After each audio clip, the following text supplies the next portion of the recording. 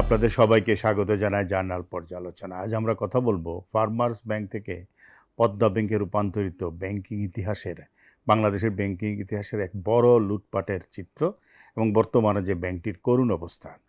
আমরা যদি ডিজিটাল প্ল্যাটফর্মে পদ্মা ব্যাংক গ্রাহকদের যে প্ল্যাটফর্ম আছে সেখানে যাই, তাহলে দেখতে পাই কেউ কেউ বলছে যে আমার মাত্র 40,000 টাকা 2 বছর ধরে তুলতে পারছি না। কেউ কেউ বলছে ঘরে সিন্দুক বানিয়ে টাকা ঘরেই রাখবো, কোনো দিন আর ব্যাংকে টাকা রাখবো না। এরকম অসংখ্য কথা সেখানে দেখা যায়, মানুষের হতাশা। কেউ বলছে সন্তানের লেখাপড়া করাতে পারছে না, কেউ বলছে নিজের চিকিৎসা করাতে পারছে না, এবং এমন একটা করুণ দশা এই ব্যাংকে যারা টাকা রেখেছেন তাদের। এই যে বেদনাদায়ক প্রতিক্রিয়া, এগুলো দেখেই আমাদের আজকের পর্ব, যে ফার্মার্স থেকে পদ্মা ব্যাংক, বদলালো নাম, লুটল চুরেরা, পদ্মা ব্যাংকের করুণ দশা। আওয়ামী লীগের 15 বছরের শাসনামলে ব্যাংকিং ইতিহাসের অনিয়ম, জালিয়াতি এবং প্রাতিষ্ঠানিক ব্যর্থতা অনেক আছে, কিন্তু তার মধ্যে একটা চরম দৃষ্টান্ত হলো এই ফার্মার্স ব্যাংক, যা পরবর্তীতে ভাবমূর্তি সংকটের কারণে নাম রাখা হয়েছিল পদ্মা ব্যাংক। 2013 সালে রাজনৈতিক বিবেচনায় লাইসেন্স পাওয়ার পর থেকে 2026 সাল পর্যন্ত ব্যাংকটির করুণ দশা, দেউলিয়া হওয়ার উপক্রম মূলত এর অভ্যন্তরীণ দুর্নীতিরই দীর্ঘ ইতিহাস। একদম যদি সূচনা পর্বে যাই তাহলে দেখতে পাই সেটা হলো 2013 থেকে 17, একেবারে লুটপাটের সময় এটি।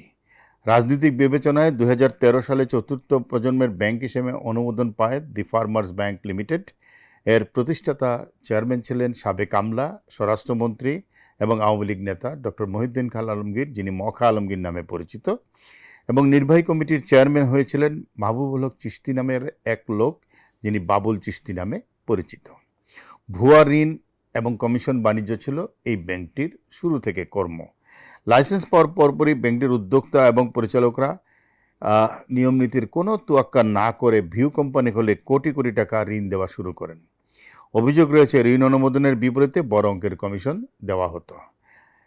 বড় ছিল নিয়োগ বাণিজ্য। লাইসেন্স পাওয়ার আগে থেকেই 2013 সালের ঘুষের বিনিময়ে শত শত কর্মকর্তাকে নিয়োগ দেওয়া হয় চেয়ারম্যানের বিরুদ্ধে। এই অভিযোগ আছে যে টাকার বিনিময়ে তারা এই কাজটি করেছেন। 2017-তে দেখা যায় তারল্য সংকট। মাত্র 4 বছরের মাথায় 2017 সালের মধ্যে ব্যাংকটির বিতরণ করা ঋণের একটি বিশাল অংশ খেলাপি হয়ে যায়। আমানতকারীদের টাকা ফেরত দিতে ব্যর্থ হওয়ায় ব্যাংকটিতে তীব্র তারল্য সংকট তৈরি হয়। পরিস্থিতি সামাল দিতে বাংলাদেশ ব্যাংকের হস্তক্ষেপে মহিউদ্দিন খান আলমগীরকে চেয়ারম্যান পদ থেকে সরিয়ে দেওয়া হয় এবং ব্যবস্থাপনা পরিচালককে অপসারণ করা হয়।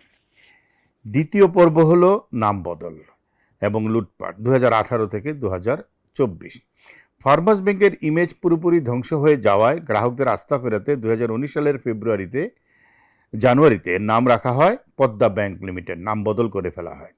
রাষ্ট্রায়ত্ত কয়েকটি ব্যাংক এবং আইসিবি এই ব্যাংকের 60% শেয়ার কিনে মূলধন যোগান দেয়।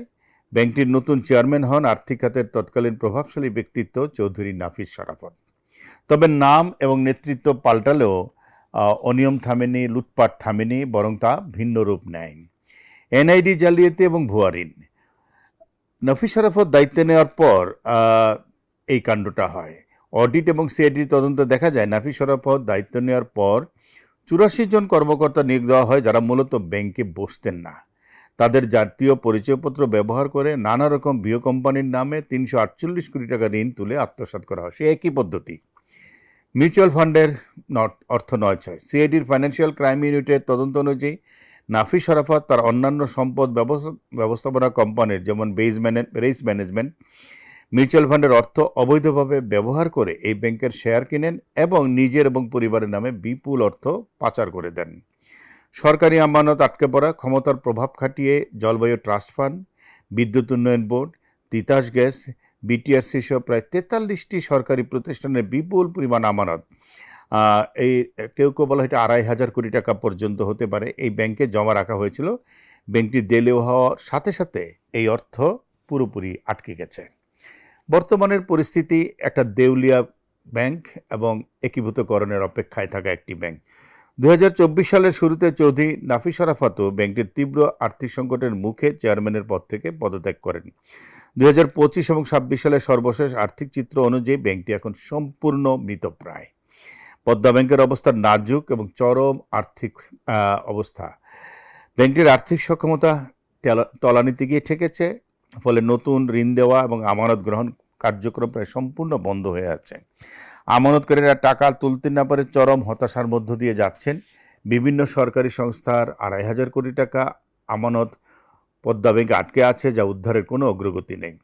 পরিস্থিতি এতটাই শোচনীয় যে বাংলাদেশ মনে করছে পদ্মা ব্যাংকে বাঁচানো অসম্ভব।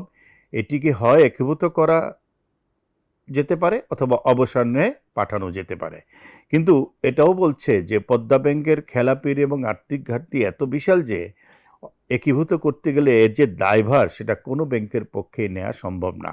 ব্যাংকটি বর্তমানে নতুন আমানত পাচ্ছে না এবং পুরনো আমানতকারীদের অর্থ ফেরত দিতে পারছে না, ফলে গ্রাহকদের আস্থা মারাত্মকভাবে ক্ষতিগ্রস্ত হয়েছে।